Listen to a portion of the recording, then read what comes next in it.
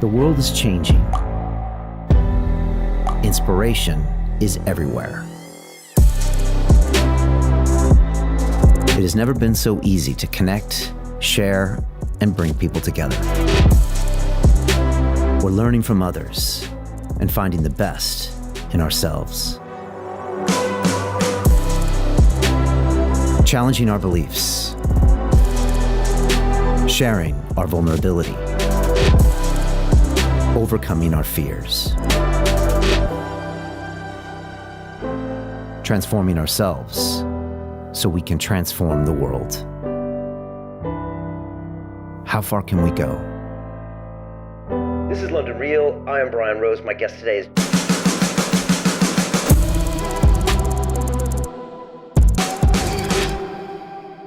This is London Real. I am Brian Rose. My guest today is Max Keiser, the American journalist, broadcaster, and filmmaker. For over 10 years, you have hosted the Keiser Report with your wife, Stacy, on the television network RT, where you discuss finance, current affairs, and cryptocurrency with guests like Alec Baldwin, Russell Brand, and of course, me.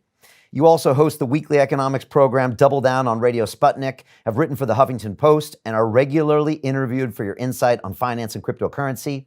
You continue to broadcast throughout the global lockdown, discussing the impact of COVID-19, the opportunity in crypto, and the damaging propaganda coming from the mainstream media. Max, welcome back to London Real.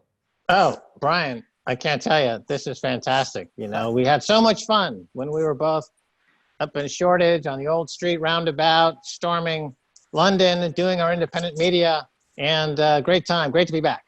Yeah, I mean, you and Stacy were really kind of a precursor to some of the things that I'm experiencing. I remember you saying, Brian, I can't mention this on like your podcast because of Ofcom on Keiser Report on the RT. And I remember giving you a perplexed look because it didn't make sense to me. And I just assumed free speech laws were the same in the UK as they were in America, but they're not, right? And is that one of the reasons you guys left here? Well, it's not, it's a lot of reasons. We've lived in different cities over the years, and it wasn't a reason to stay in the UK. We did a lot of reporting on fracking and on British fracking. And this was very interesting because the regulator really was contacting us on behalf of the frackers, on behalf of the UK energy industry. They would contact us, Ofcom would contact us and say, we're speaking to you on behalf of this fracking person, this company, and we want you to do this and do that.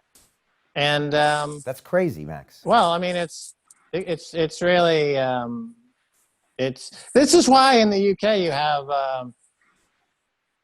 you have people who like to circumvent the onerous laws in the UK by engaging in a lot of very fanciful speech and a lot of double entendre and double speak and things like this.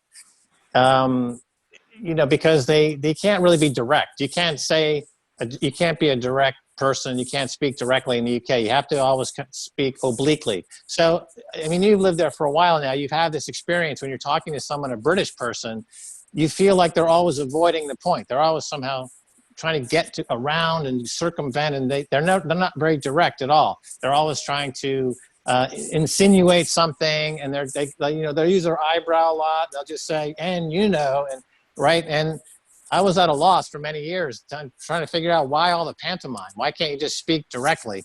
And then, I finally figured out that the libel laws are so harsh there, people cannot speak directly. So they've developed this kind of British pantomime where they speak in innuendo and eyebrows and it's not because of everything they can't say. And it becomes a farcical after a while. And, the stereotypical vague, mumbling British person is for a reason. The libel laws do not allow direct speech. Yeah, and that's what I find all frustrating about this entire exercise for me for the last 6 weeks is that we're being censored, and now it's affecting the way we behave without us even consciously knowing it, because we're thinking, okay, someone's gonna sue us, someone's gonna censor us, or someone's gonna do something, shut down our business if we speak freely. And that's the worst type of censorship, when you can't even freely speak your mind, and then you're not even conscious about it anymore. And it's really frustrating. And just to finish with Ofcom, I mean, we have a relationship with London Live, a television station here. I've been giving them my content for years, and they've been rebroadcasting it, and they got censored for one of the David Icke episodes. Funny enough, one that's actually still public on YouTube, but they got their knuckles rapped by that regulator. And by the way, Ofcom is also decides who gets the 5G licenses. So again, and like you said, they're doing the bidding of the fracking companies. How is that an independent agency? It's all just quite ridiculous when you look at it. And yet we all pretend that there's freedom of speech in this country, and there just isn't. Right, and then you have, the BBC is an interesting case. Like 80% of the content, broadcast content, is through the BBC. The BBC has its own regulator, and there's a lot of issues as well with the BBC. One thing that's kind of interesting, and it's a subtle form of censorship. If you go to YouTube and you watch Max Keiser, Stacey Herbert, Kaiser Report video, it'll say on YouTube, this video, is RT, and RT is in part funded by Russian government. Okay, now if you click on a BBC video, it'll say, this is a BBC video, it's publicly funded. Publicly funded. Now, it's interesting because the way the BBC is funded and the way the RT is funded is exactly the same. They're both state funded. They're both funded by the state. One, in the BBC's case, they apply a special tax from the government called a TV license. That is, you must pay or go to prison. And then that money is used to create their state broadcasting content that's funded by the state. And in RT, they don't have a special tax just for TV. It's just taken out of the general purpose tax that they collect. But they're still government funded. It's not publicly funded. The BBC is not publicly funded like the public broadcasting system in America used to be, where they would call people up every year on a telethon and solicit donations from the public. That's what public funding is, right? That's not the BBC. The BBC is government funded, and I would say government controlled, because I've done many, many shows, BBC shows, and I can tell you that every word that comes out of there is government reviewed, government edited, government censored. The difference with the RT is that RT is government funded, but it's not government controlled. So that's the big difference between RT and the BBC. So YouTube should have a disclaimer at the bottom that says RT is government funded, but not government controlled. And under the BBC, it should say BBC is government funded and government controlled. That would be honest. Yeah, that's a great point to make. And we've been hit by some very critical articles by the BBC, and it's clearly biased towards the government. They're also being threatened to have some of their funding removed. So I think they're getting in line even more by backing exactly what the government says and its policies. And just some of the journalism, I mean, it's just blatantly one-sided, biased by an institution that holds itself up to be this impartial representative of the news, and it's just not. Well, I'll give you another, let's talk about this word impartial for a second. Now, I've been on BBC many times, and again, it's a unique experience, because before you are a guest on the BBC, you get called by a pre-producer, a pre-airing producer, maybe even two of them. They ask you what you're going to say, and then they respond to you by saying, you know what, your answer is not impartial enough. Try it again. So then you give them another answer, and they say, well, that's better, but it's still not impartial enough. Then you figure it out. You say, oh, okay, you mean if I just parrot the government line, if I tell you what the government says, and then they'll say, oh, that's right, now you're being impartial, thank you, say that on TV. If you go on TV at that point and do not say exactly what you said you were going to say in the pre-interview, they will never ask you back. And so they use this word impartiality as a way to get around being direct. Again, it's not direct, right? No British person can be absolutely direct. They have to be completely circumnavigate everything and be oblique, right? So they don't say, you must say the government line to be on BBC. They say you must be more impartial, and they keep saying that until you parrot the government line. What have you been watching, Max? I mean, when you see these last 8 weeks, what do you see in the world? What's the Kaiser lens on everything that's happening? Well, it goes back to what we've been saying on Kaiser Report for 10 years, and what Max and Stacey have been reporting about really for almost 17 years, that when you have an economy built on fiat money, that is to say unbacked money that's printed without any accountability, you end up with a lot of bad investments, misinvestments, bad behavior.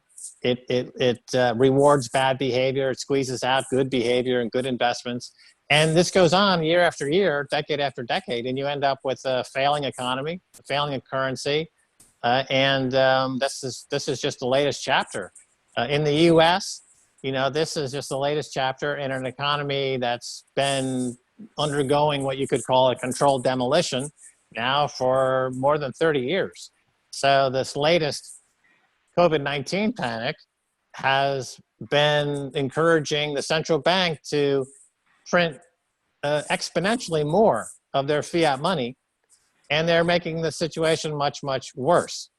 And so that's what we've been covering. And so we've been kind of predicting this. In 2008, when they had the global financial crisis, the response at that point, they could have gone two ways. Barack Obama and his lieutenants like Larry Summers and others, they could have either bailed out the debtors, which was the historical precedent. Usually throughout history, when you have a crisis like that, you bail out the debtors. Or you could have done something highly unusual and unprecedented by bailing out the creditors. And they decided to bail out the creditors. They bailed out the banks who made the dodgy loans. They bailed out the banks who took the risk to making the dodgy loans, and they gave them a fresh injection of credit, and they expanded their remit. They expanded the amount of credit they could borrow. And so at the time, in 2008, we said definitively on the Kaiser report that, okay, this is the absolute wrong way to go. And all they're doing is they're kicking the can down the road. They're deferring this crisis. It will come back bigger, 10 to 50 times bigger in 10 to 12 years. Okay, here we are 12 years later.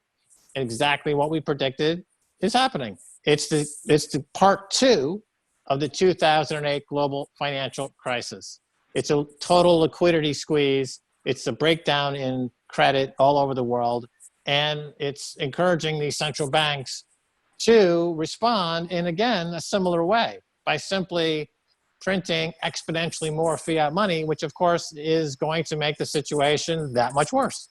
Yeah, when I first saw, Trump talking about the 2 trillion and then the 6 trillion, and when I saw, them talk about the furlough program here, and they're cutting these billions and billions of pounds of checks to people. I mean, the first thing I see is a mess. But Max, the public says, oh, this is great.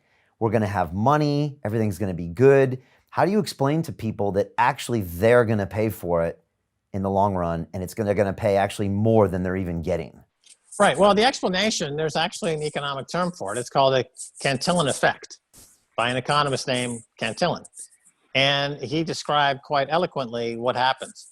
The central banks print money, and it goes into the hands of the cantillionaires, the people who are friends of the central bank first. And then it trickles down to the hoi polloi, the man on the street, at some point at a later date.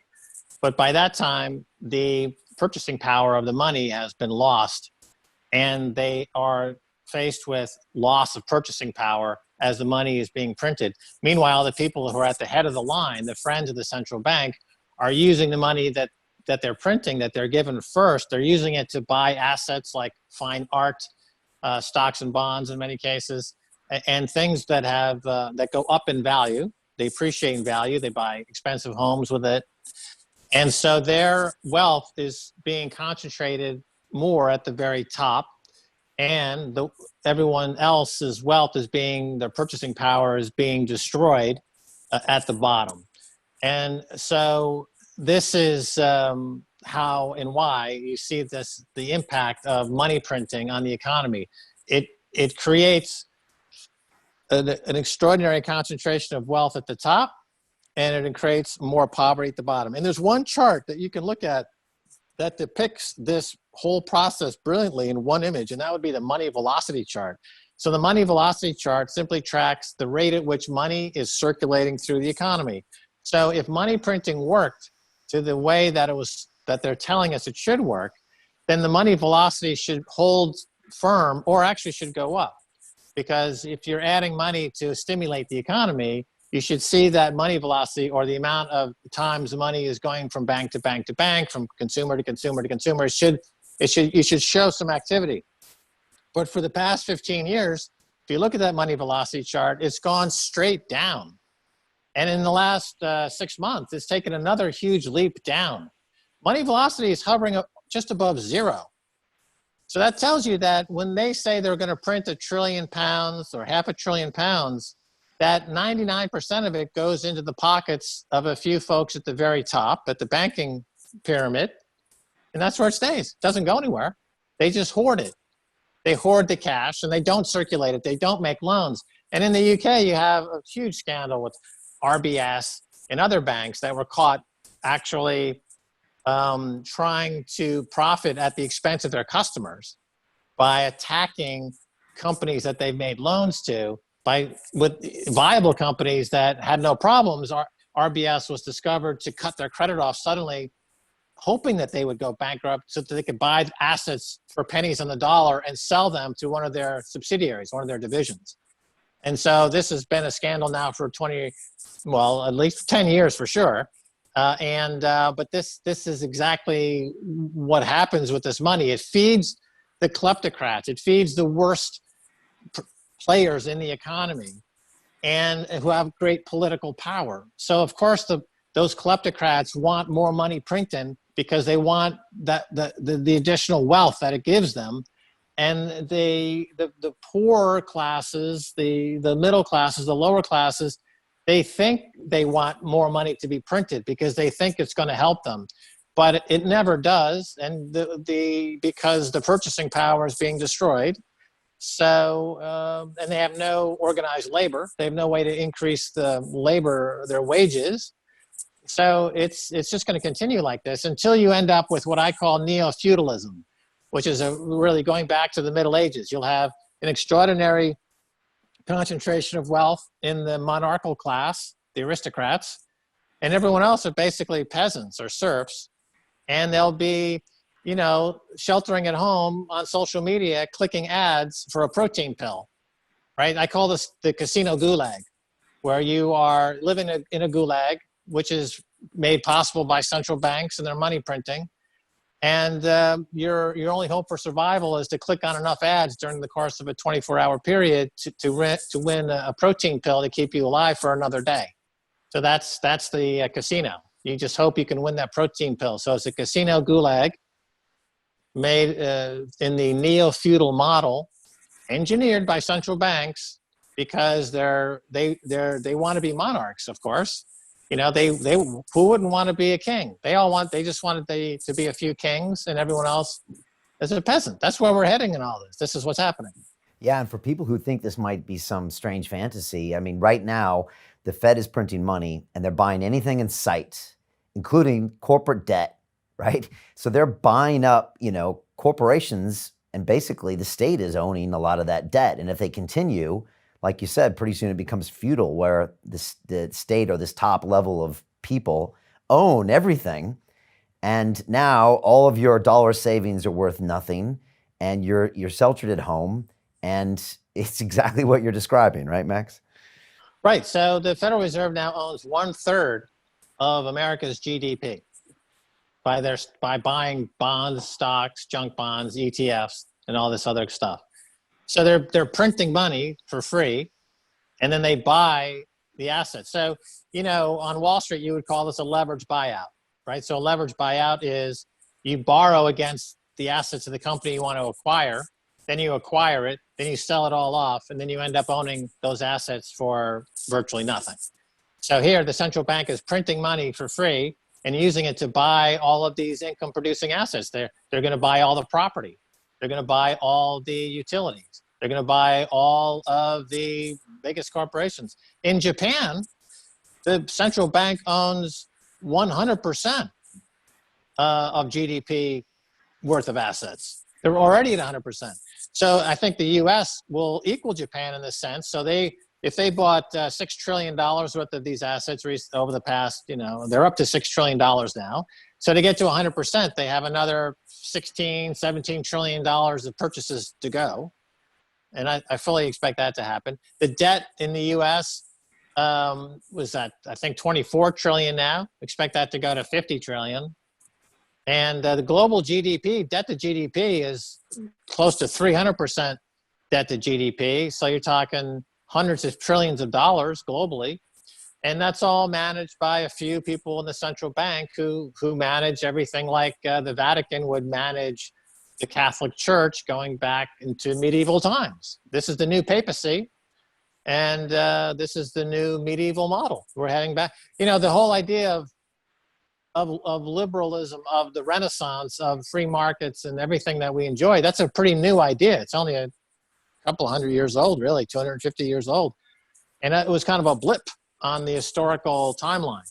If you look at the broader picture of the last 2,000 years, we've been living more like slaves for 2,000 years than we have in the last couple of hundred years.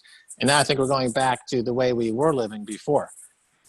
And the central bank and the Federal Reserve, they have these really cool sounding names, but it's really hard for most people to understand what they really are, right? There are these strange kind of like shell entities, and behind the scenes, most people don't really understand what's happening. Well, it's a group of private bankers.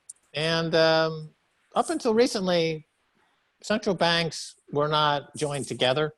You know, different countries would have different central banks. So you see a lot of dynamic interplay between different countries would raise rates, other countries would lower rates. And it was kind of a holdover from the mercantilism from, you know, a couple hundred years ago, where there was more a strategic game going on with with sovereign countries. But starting in the 80s, they became all fused together into one global central bank. Nomi Prinz writes an excellent book on this called Collusion. And she was a former Goldman Sachs banker. Yeah, we've had and she describes how all these banks are colluding now. So the global central banks, there's 6 or 7 the major ones. You know, they are now basically making a run at taking complete control of the global economy using the free money that they print. And you know, it's funny because they keep saying they're trying to fight deflation because, you know, the central bank sees deflation. They say, oh, you know, there's too much deflation. We need to print more money. But the joke is that the money printing causes the deflation.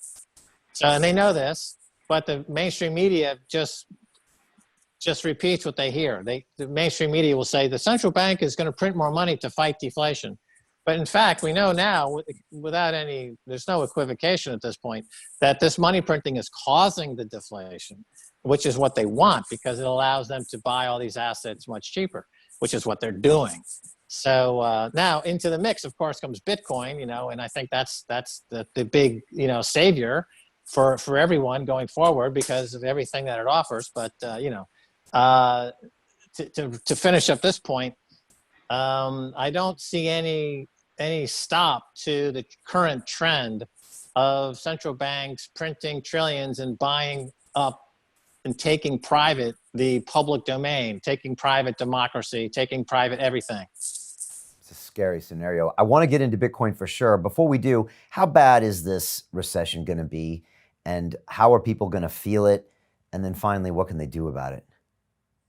I think it's going to be a total transition. So we're leaving the period of globalization and we're moving toward localization. So even when Trump came into office, he said he's anti-globalist. He says I'm America first.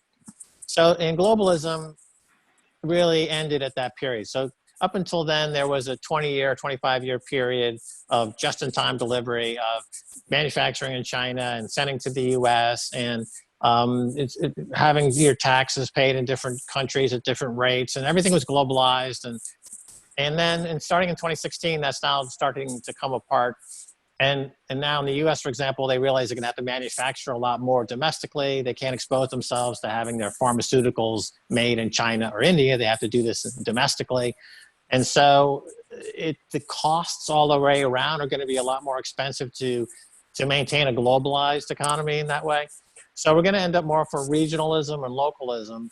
And as such, you're going to see the economy just change a lot.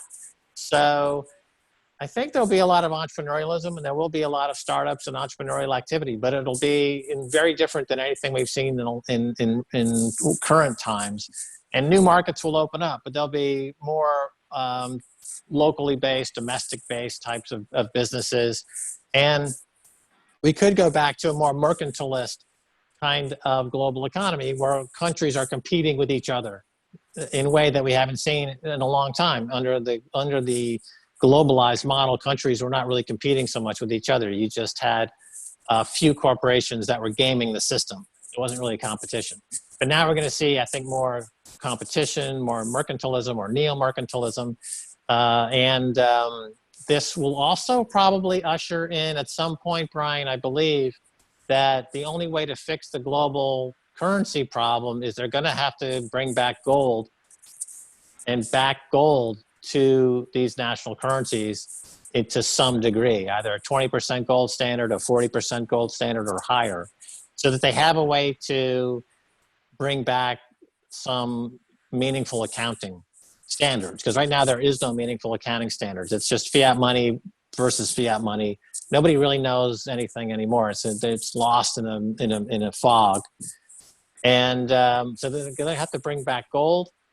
And then this will also change people's orientation toward business and finance and entrepreneurialism when you have an actual yardstick to use to build your business and to build your country's wealth, the wealth of your country.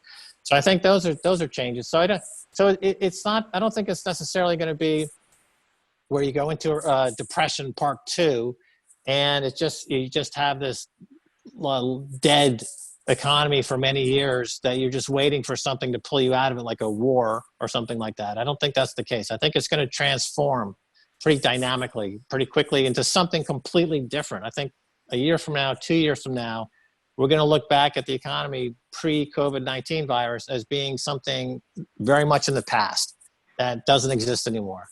And we're entering into a completely different economic model. And there's going to be a lot of winners and a lot of losers. You know, a lot of people won't adapt. They won't like this change, or they won't follow, and they won't carry through to the next era. A lot of people will, you know, particularly a young generation, the millennials and the Gen Z. They'll be like, you know, I was really shut out from the boomers' wealth. You know, they took all the wealth, and there's left very little for millennials and Gen Z. We gave the millennials and Gen Z all of our debt. You know, they have all the student debt, they have all the national debt. You know, they got all the debt. The boomers have all the money, and now the wheel has turned. I think the boomers are now going to start to fade away, and they're going to start to go bankrupt. But these millennials and Gen Z, I think now they have a chance to rebuild the global economy more as they want to. So I'll be interested to see myself how they do it. Yeah, it's a fascinating new world order. Do certain industries, are they just going to disappear? You know, airline travel, retail, commercial real estate. What do you see happening in these spaces? The short answer would be yes. Right. So all those things you just mentioned seem like they got big problems.